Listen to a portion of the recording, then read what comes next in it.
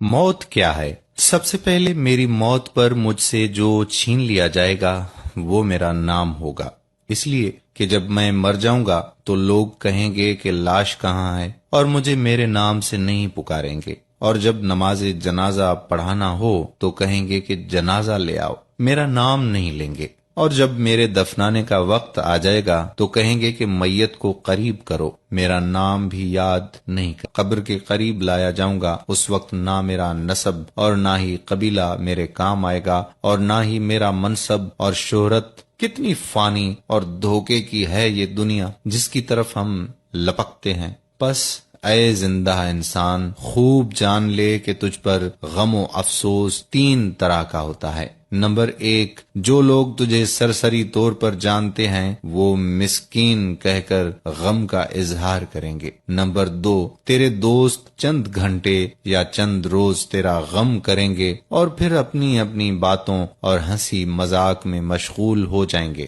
Number 3، زیادہ سے زیادہ گہرا غم گھر میں ہوگا، وہ تیرے اہل و عیال کو ہوگا، جو کہ ہفتہ، 2 ہفتے یا 2 مہینے اور زیادہ سے زیادہ 1 سال تک ہوگا، اور اس کے بعد وہ تجھے یادوں کے پنوں میں رکھ دیں گے۔ لوگوں کے درمیان تیرا قصہ ختم ہو جائے گا اور تیرا حقیقی قصہ شروع ہو جائے گا، وہ ہے آخرت کا قصہ۔ تجھ سے چھین لیا گیا تیرا جمال، تیرا مال، تیری صحت، اولاد، اور جدا ہو گئے تجھ سے مکانوں، محلات، بیوی، غرض، ساری دنیا، اور کچھ باقی نہ رہا تیرے ساتھ سوائے تیرے اعمال کے، اور حقیقی زندگی کا آغاز ہوا۔ اب سوال یہاں یہ ہے کہ تو نے اپنی قبر اور آخرت کے لیے اب سے کیا تیاری کی ہے؟ یہی حقیقت ہے جس کی طرف توجہ چاہیے۔ اس کے لیے تجھے چاہیے کہ تو اہتمام کرے فرائض کا، نوافل کا، پوشیدہ صدقہ اور صدقہ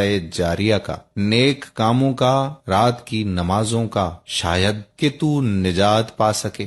اگر تو نے اس ویڈیو سے لوگوں کی یاد دہانی میں مدد کی جبکہ تو ابھی زندہ ہے، تاکہ اس امتحان گاہ میں امتحان کا وقت ختم ہونے سے تجھے شرمندگی نہ ہو اور امتحان کا پرچہ بغیر تیری اجازت کے تیرے ہاتھوں سے چھین لیا جائے، اور تو تیری اس یاد دہانی کا اثر قیامت کے دن تیرے اعمال کے ترازو میں دیکھے گا۔ اور یاد دہانی کرتے رہیے، بے شک یاد دہانی مومنوں کو نفع دے گا۔ میت صدقہ کو کیوں ترجیح دیتی ہے؟ اگر وہ دنیا میں واپس لوٹا دی جائے، جیسا کہ قرآن میں آتا ہے کہ اے رب، اگر مجھے تھوڑی دیر کے لیے واپس لوٹا دے تو میں صدقہ کروں اور نیکوں میں شامل ہو جاؤں۔ سورہ منافقون۔